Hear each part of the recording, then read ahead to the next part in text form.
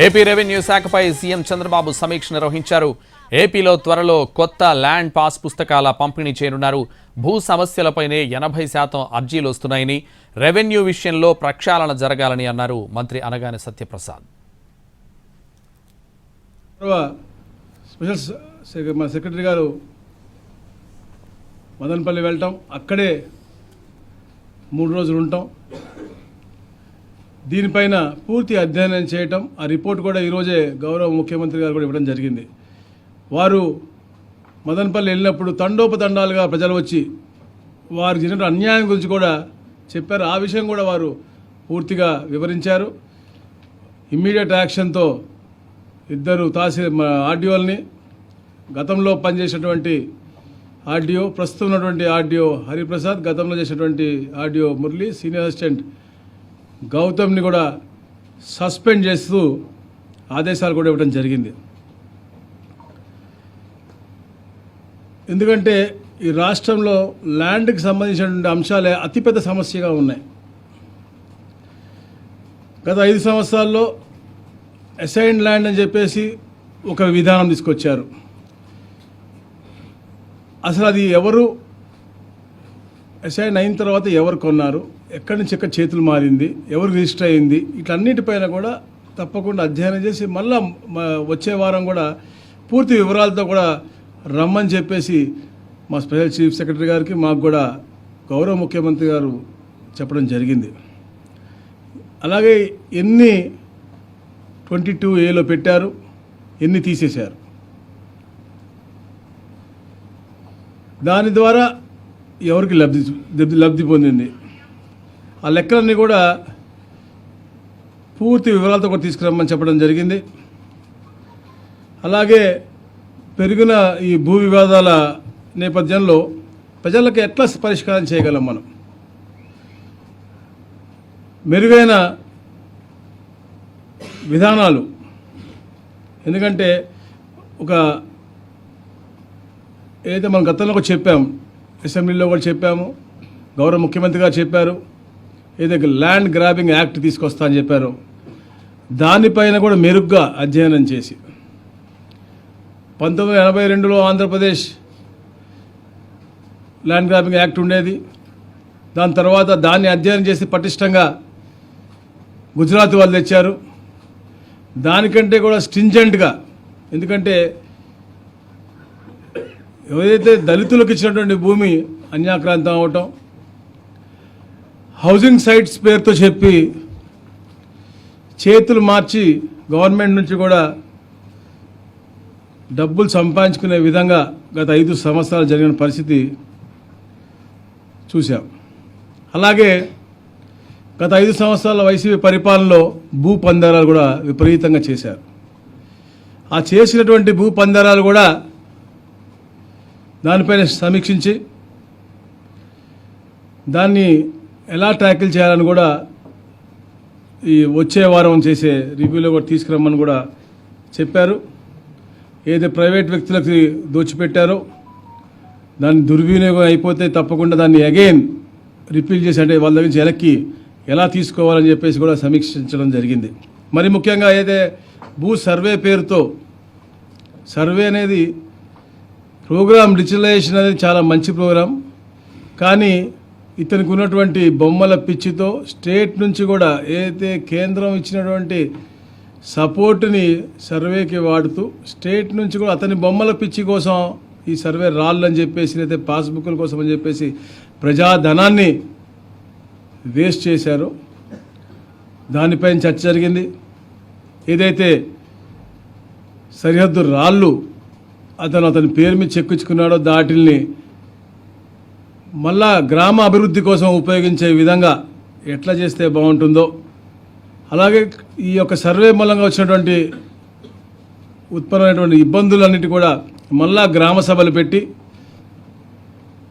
అవన్నీ కూడా రెక్టిఫై చేసిన తర్వాతే మిగతా దగ్గర సర్వేలో ముందుకెళ్లే విధంగా ఈరోజు సూచనలు ఇచ్చారు. మొత్తంగా 77 లక్షల రాళ్ళు ఉన్నాయి. ఆ రాళ్ళని తీయాలంటే మళ్ళీ ఒక 15 కోట్లు ఖర్చు అవుతుంది.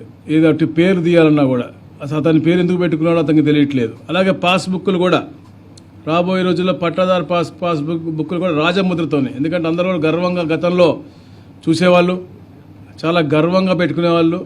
ఇతని ఒక ఫోటో పిచ్చితో ఏదో ఉచితంగా ఇచ్చిన విధంగా ఇలా పెట్టిన పరిస్థితి మనం చూసాము. అయితే ఇప్పుడు నూతనమైనటువంటి పాస్బుక్లు దాంట్లో కూడా ఇలా క్యూఆర్ కోడ్ అన్నీ కూడా వచ్చి, ఈ క్యూఆర్ కోడ్ వస్తే ఆటోమేటిక్గా అతని విస్తీర్ణం, అతని సైజుతో పాటు ఎక్కడికైతే వెళ్ళాలో దారి కూడా చూపించే విధంగా ఈ యొక్క కొత్త పాస్బుక్లు కూడా రూపకల్పన చేస్తూ ఉన్నారు. దానికి కూడా దాదాపుగా 20 కోట్ల రూపాయలు వ్యయం అయ్యేటట్టుంది. ఇవన్నీ కూడా అంటే ప్రజాధనాన్ని దుర్వినియోగం చేసుకుంటూ వాళ్ళ అనువాయులు బాగుపడే విధంగా కొత్త చట్టాలు తీసుకొచ్చి అసైన్మెంట్ భూమి పేరుతో అవకతవలు జరగడం, 22A అని చెప్పేసి చేయటం, మరి వారు చేసిన తప్పులని కూడా కప్పుపుచ్చిన విధంగా ఈ మదన్పల్లి ఫైల్స్ లాగా అరాచకాలు చేయటం, ఇవన్నీ కూడా పూర్తిగా సమీక్షించాం. అలా అందుకనే గౌరవ స్పెషల్ చీఫ్ సెక్రటరీ గారి యొక్క ఆధ్వర్యంలో అందరు హెచ్ఓడీలు కూడా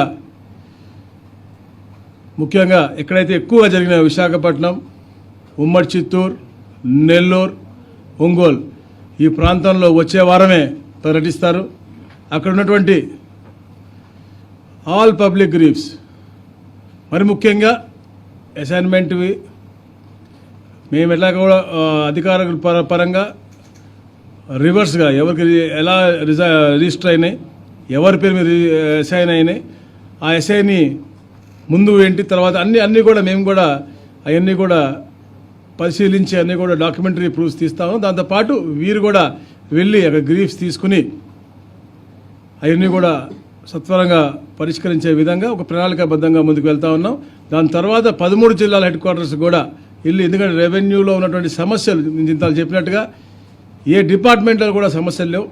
కేవలం ఒక ధనదాహంతో భూదాహంతో గత పాలకులు చేసినటువంటి అరాచకం కాబట్టి దాన్ని ప్రక్షాళన చేసి అధికారులకు కూడా ఒక భయం అనేది ఉండాలి కాబట్టి వాళ్ళకు కూడా ఒక టైం లైన్, గైడ్ లైన్ అన్నీ కూడా ఇచ్చి, ఎందుకంటే డిజిటల్ కీస్ కూడా వాళ్ళు ఎవరికి ఇవ్వకూడదు, కానీ ఎవరు పడితే వాళ్ళ కింద వాళ్ళకి ఇచ్చేసి ఒక దొంగతనం చేయడం కోసం ఒకరికి ఇస్తే వాళ్ళు 10 దొంగతనాలు చేసినటువంటి పరిస్థితులు చాలా కనపడతా ఉన్నాయి. అలాంటివన్నీ కూడా బయటకు వస్తూ ఉన్నాయి. కాబట్టి దీనిపైన ఒక ప్రత్యేక శ్రద్ధ పెట్టి ఒక ప్రణాళికాబద్ధంగా ముందుకెళ్ళబోతా ఉన్నాం. Thank you. ఇప్పుడు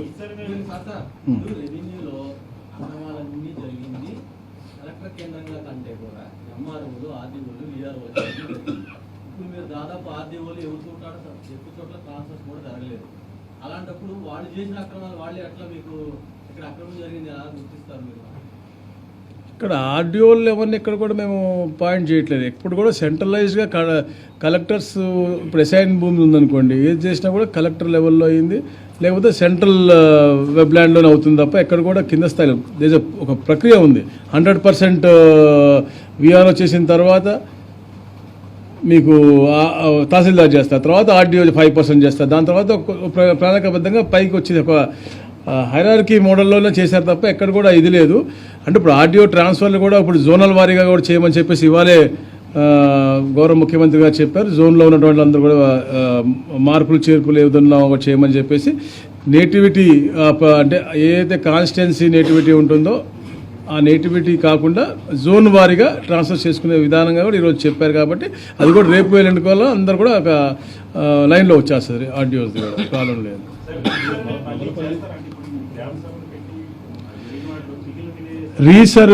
రీసర్వే తప్పకుండా, అంటే ముందు మా ఏదైతే 7,000 విలేజ్ పూర్తిగా అయినాయో దాంట్లో గ్రామ సభలు పెట్టి అక్కడ ఉన్నటువంటి ప్రాబ్లమ్స్, ఎందుకంటే ఎవరైతే తేడా వచ్చినాయో వాళ్ళ అన్హ్యాపీనెస్ ఉంది, ఆ 5% పీపుల్ కూడా అన్హ్యాపీనెస్ మోడ్లో ఉండకూడదు.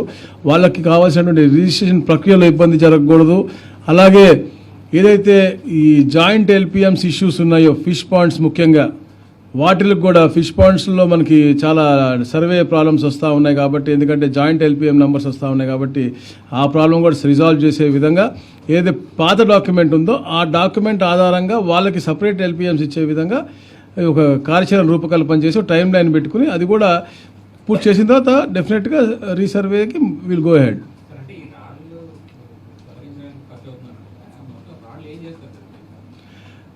అదే చెప్పారు సార్, సూచనలు ఇచ్చారు, అందరూ రకరకాలుగా సూచనలు ఇచ్చారు. దాన్ని ఎట్లా చేస్తే ఇంకా దాన్ని కూడా నెక్స్ట్ వీక్ కల్లా అది కూడా, ఎందుకంటే 77 లక్షల రాళ్ళు ఉన్నాయి.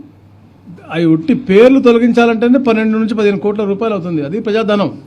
అది వేస్ట్ చేయకుండా, అది అవసరం లేదు.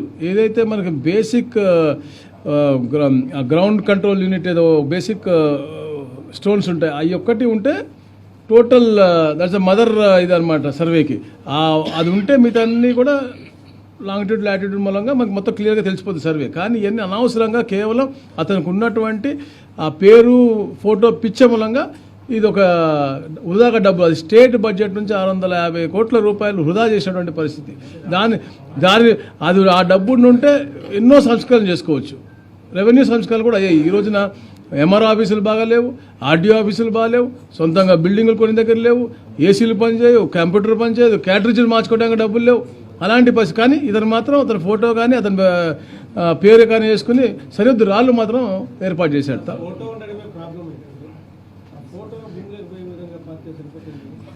అదే అలాంటి ఐడియా, వెరీ గుడ్ ఐడియా. తిప్పేసి పాతేయచ్చు, తప్పేం లేదు. ఫస్ట్లో ఉండేది.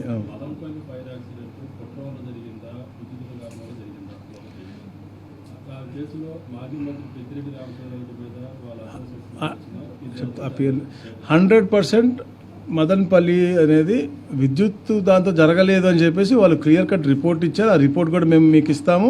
ఎలక్ట్రిసిటీ డిపార్ట్మెంట్ వాళ్ళు కొత్త బిల్డింగు ప్లస్ ఎక్కడ కూడా కాపర్ వైర్ కాలిందని లేదు. అది తప్పకుండా అది ఇన్సిడెంటే. దాని మీద పూర్తిగా కూడా మా స్పెషల్ చీఫ్ సెక్రటరీ గారు వెళ్ళి దగ్గరుండి 4 రోజులు అన్నీ కూడా చేశారు కాబట్టి దాని గురించి వారు వివరిస్తారు.